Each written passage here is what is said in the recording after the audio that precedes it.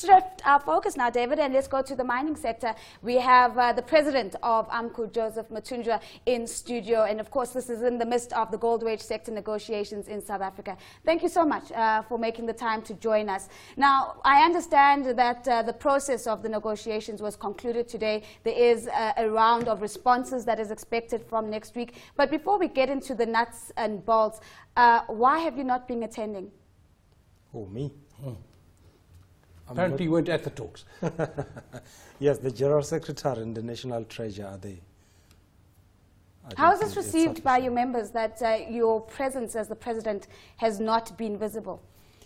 Amcu is not a one-man show. It does have comrades within the structures.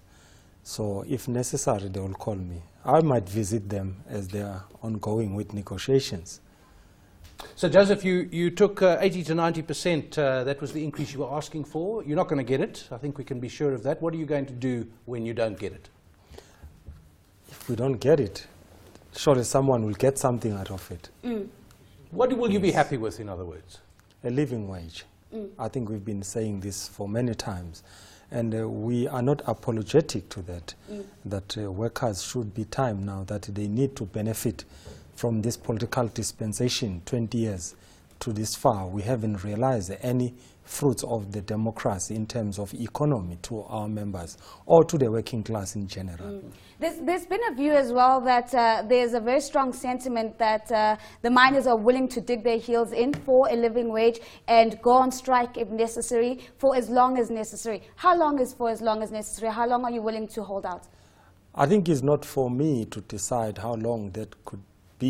Is the workers themselves who are the members of Amcu that will decide. Maybe they will want to break the record of the platinum of 5 months. Maybe they would like to go for 10 months. Could the gold industry survive a 10-month strike, though? I mean, if gold mines have been surviving by paying the huge salaries to the executive, if they don't want a strike, surely they must be seen to be doing something to address these apartheid structural payments that is still perpetuated even in the 21st century. Joseph, I quickly want to talk about the social pact that's been put on the table. What is it in essence that the mining houses are putting on the table when they're saying there's a social pact which is part of what's being on offer? And what's the reaction from the unions on that front? I think today even they tried to make sense, or out of it, it couldn't make sense. Hence they requested to go back to the drawing board.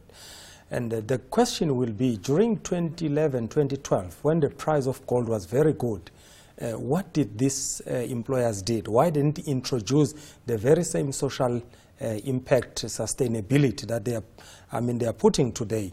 So, and after then you saw when there was this global crisis in terms of the economy, the meltdown of the economy. But these companies, they gave themselves increase from 155%.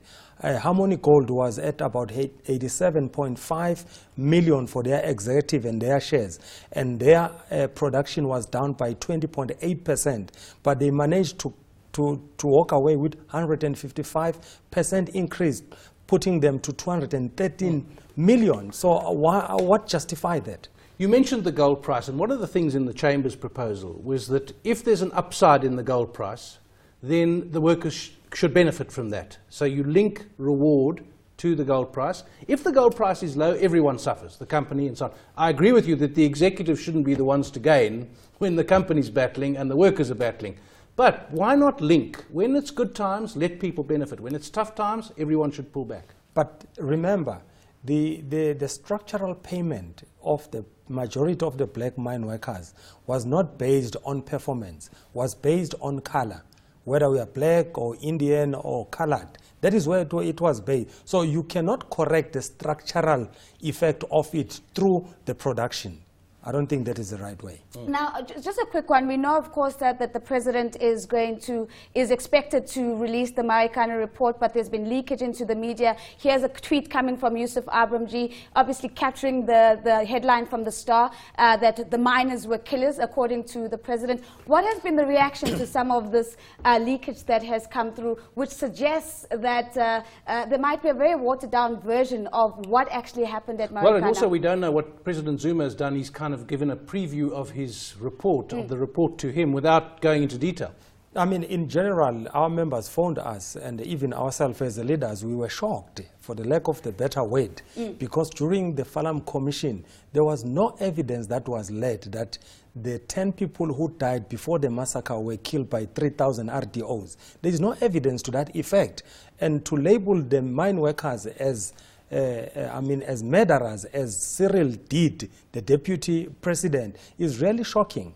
Surely, we went to court, as Amcu, to try to persuade the state president that he should release the report. He gave us the date for the Tuesday next week. But we were perturbed when we see such news headlines saying the workers are the murderers. That means they do have the position that they took. The 3 months delay was about cooking or whatever, the report. But let's wait and see. Does this change your strategy that you're going to adopt in response to this report? Because clearly this is not what you're expecting. And if it comes out in the way that it's suggesting that it might come out, is there a game plan from your side?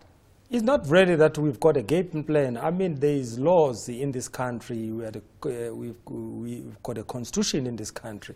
So we have to persuade other legal means in order to protect whoever that we need to protect. But remember, we even said during the commission that those perpetrators who happen to kill the police must face the justice. But you cannot just label every worker and say this is the people who killed the police or killed the 10 employees. Well, of course, we don't know because we haven't seen the report yet. And we don't know what President Zuma was taking from the report out of context, out of his own report given to him. Thanks to the Amcu President Joseph Mathunjwa for coming in to talk to us tonight.